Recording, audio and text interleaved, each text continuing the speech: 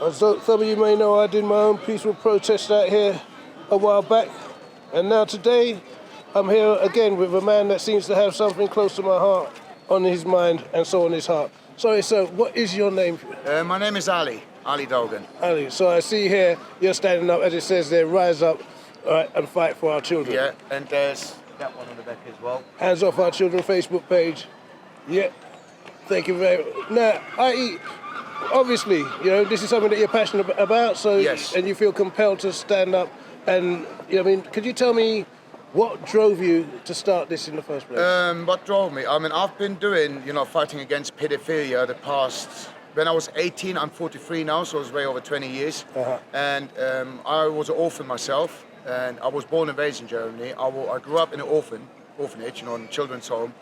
And I did see when I was a child myself what did happen to children. I saw it myself, what they did to children. And I was one of the fortunate ones, one of the lucky ones, because the orphanage where I was in, it was a private orphanage, not controlled by the government. But just about it was my turn, and 8 more other children. Okay, the government itself, the police, and the private organization saved me and all the other children. The orphanage has been closed down. The runners has been arrested. And I've been trying to raise awareness all this now, and I'm genuinely now doing this. I've been offered from some paedophile hunters on social media to join them, but what I said to them is, I don't want to join them because they're already doing a great job. But I tell them, the things what they do is, which is great, but they start from the bottom class of the pedophiles, which is like working, which is on the bottom. You've got the bottom class pedophiles, you've got the high class pedophiles, and what they do is they found them, they get them arrested. They get 6 months or a year if they get that, unless they get been released back on bail again. So it's just going to go round and round in circles. It's not going to change until this law changes. So what I'm saying is, I'm trying to get people to stand with me, not for me, but with me, to fight against this, to change these laws so there's harsher laws against pedophilia and rapists, against sex offenders. Okay, way, way more harsher laws. And when I say to people to come and stand with me, they're not standing actually with me. They're standing they're standing with me, but not for me. They're standing here to fight for the children, not just their own children, but for the children on this planet.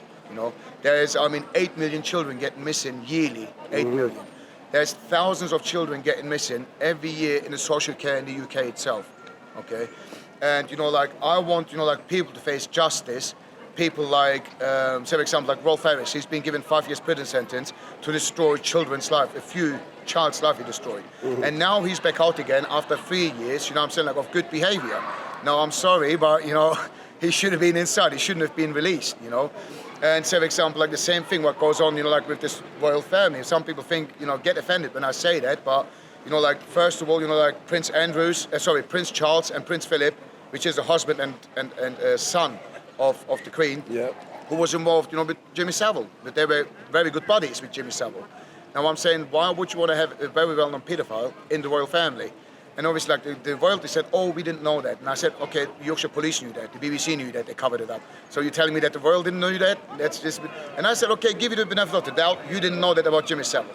But what now? Jeffrey Epstein popped up, and now again, royalty is again involved in that, which is Prince Andrew, And that's what I'm after. And Prince Andrew, he should face this, what he did. He had, intercourse with an underage girl. Okay. It's alleged, but I'm with you. Don't worry. But we have to say, for the point, it is alleged. But let's say that it is alleged. I'm fully behind let's say you that. But then again, I'm saying, what is a prince of the royalty doing after this? Jeffrey Epstein has been, done for. He's had a 13-month prison sentence. So why does he have the need to go back up there again or see him again for 4 days again? And stay in his house as well, So that's what I'm saying, there must be something, because nobody, otherwise why would he do that, Yeah. Well, I'm going to say recently, I know that there's been a lot of people, it's not, again, these sort of things are not covered on the news, you know what I mean? Of course they won't. But there's a lot of people standing outside the Buckingham Palace screaming out, paedophile, paedophile.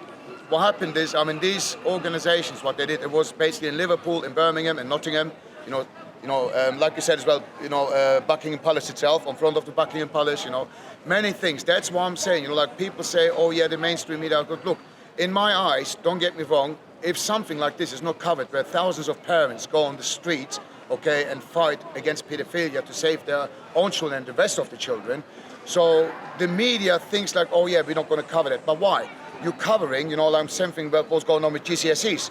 You're very happy to cover that. So why don't you cover all this protest which happened in Liverpool, in Birmingham, all the cities, especially in front of Buckingham Palace, screaming at the Buckingham Palace paedophiles? Why won't you cover that? Why? What are you hiding that you're not covering this? What are you hiding? What you're scared of that you're not covering it? I guess the truth will out at some point, and that's what that's what everyone fears. When you mention Black Lives Matter, what's the problem with Black Lives Matter? Well, when people get down to the truth of the matter, I guess it's a fear factor, because I think people fear that what they did to others, others would do unto them. Exactly. Not realizing that we're looking at a peaceful nation, and i.e. what you're talking about here is peace. Exactly. Throughout. You want peace for your children to be able to live in peace without fear. Future. Yeah. So, how long have you been out here today? Well, today is my 24th day. I've been doing this now 24 days. Yeah. Every day I've been in my same spot here when it's not raining. When it's raining, there's a pound land behind me, which they said that I can stand, like on front of their window and put this up. Mm-hmm. So it's been 24 days, and I've been doing this every day from 9 o'clock in the morning. I came up here every single day until about 3 p.m. every day. I've been doing this. And people came up to me. Obviously, I'm self-employed. I do make my money, in between, because I buy and sell cars, so I can do that through internet. I don't have to be at home or nothing for that. Okay, so people came up to me. They even offered me like 200, 300 pounds, literally cash donation for me. And I said, why are you giving me that money? He goes, well, you need to live, because we've been seeing you've been here for days, literally weeks. And I said, I don't accept any donations. I said, I don't want no donations. I don't accept, and I'm against, people who, I'm thinking when people like me doing protests like this, okay, they should do it coming from their heart, coming from their soul, doing what they can afford. But not asking for donations. I'm against donations. But you didn't ask. No. But somebody willfully felt like, I should support. Yeah. And I have to say, in today's society, financial support. You can't solve a problem with money. No, you can't. No.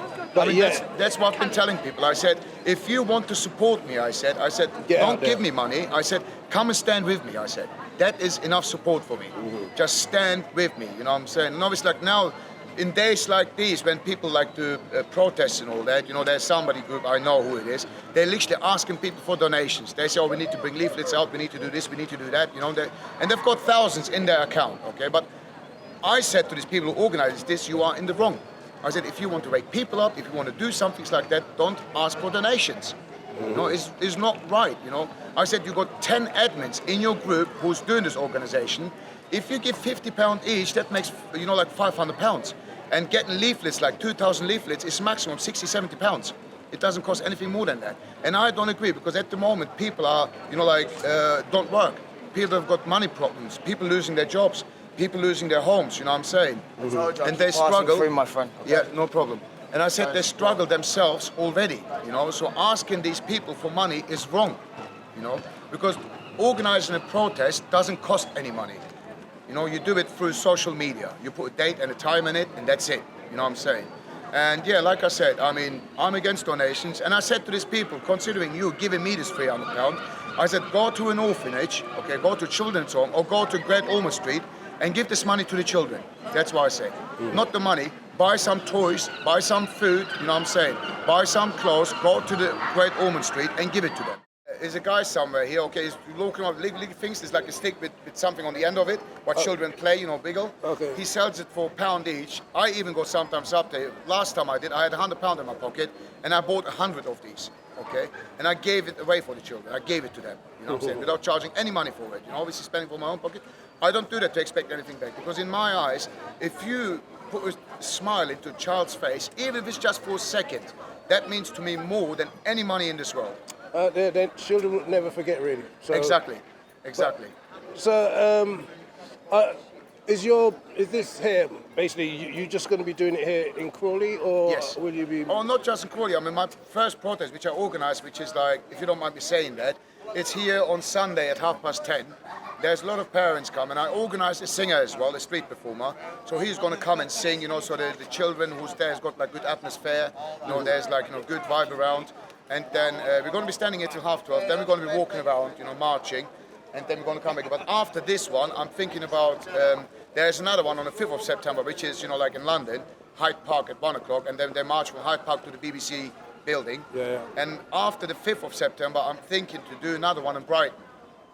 Myself, because Brighton is close to me. Do another protest in Brighton, and so on, And I'm just urging anyone, whoever's going to watch this, don't be afraid to go out there by yourself, to do this. Even if it's yourself, I've been doing this now for 24 days by myself.